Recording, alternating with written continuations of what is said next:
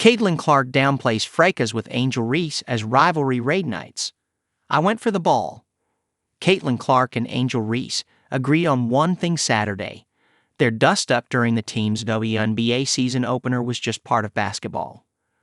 Both stars downplayed the on-court fracas that occurred in the third quarter and which spurred Indiana to a 93-58 victory over the Chicago Sky. It started with Reese grabbing an offensive rebound and Clark slapping Reese's arm hard enough to jar the ball loose and knock Reese to floor. When Reese got up, she tried to confront Clark before Indiana center Aaliyah Boston stepped in to calm tempers down. Clark's third personal foul was upgraded to a flagrant one while Boston and Reese each drew technical fouls after a replay review by the referees.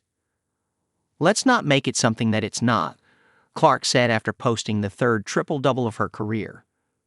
"It was just a good play on the basketball. I'm not sure what the refs saw it upgraded, and that's up to their discretion. It's a take foul to put them at the free throw line. I've watched a lot of basketball in my life. That's exactly what it was.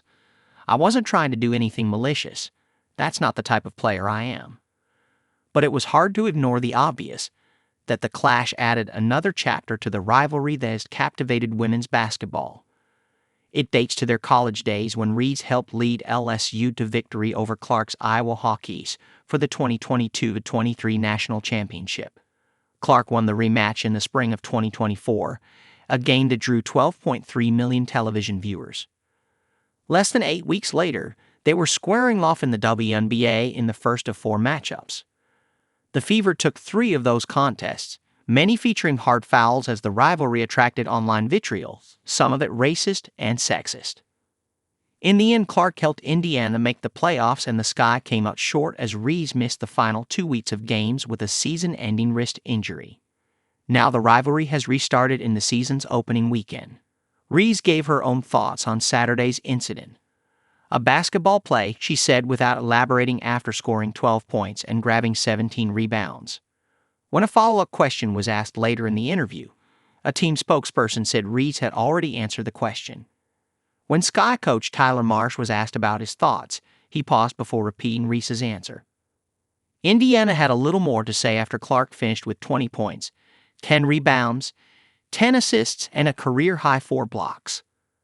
"Nobody's going to get anything easy against us," new Fever coach Stephanie White said. "We're going to be a tough defensive team. I thought it was a clear play on the ball as well. One of the points of emphasis is we can't give up. But I thought it was a clear play on the ball." Crew chief Roy Golbayan disagreed. The foul on Clark met the criteria for flagrant foul 1 for wind up, impact, and follow-through for the extension of the left hand to Reese's back, which is deemed not a legitimate basketball play, and therefore deemed unnecessary contact, he said. After the foul, there is a physical taunt technical on Boston and a verbal technical on Reese, which offset. Boston may have been the most surprised, not even realizing she had been called for the technical until after the game. She reacted by putting her hands on her face, looking surprised and asking if she really had drawn the technical, but the calls clearly changed the game. After Reese missed the first of 2 throws, Gainbridge Fieldhouse erupted in cheers.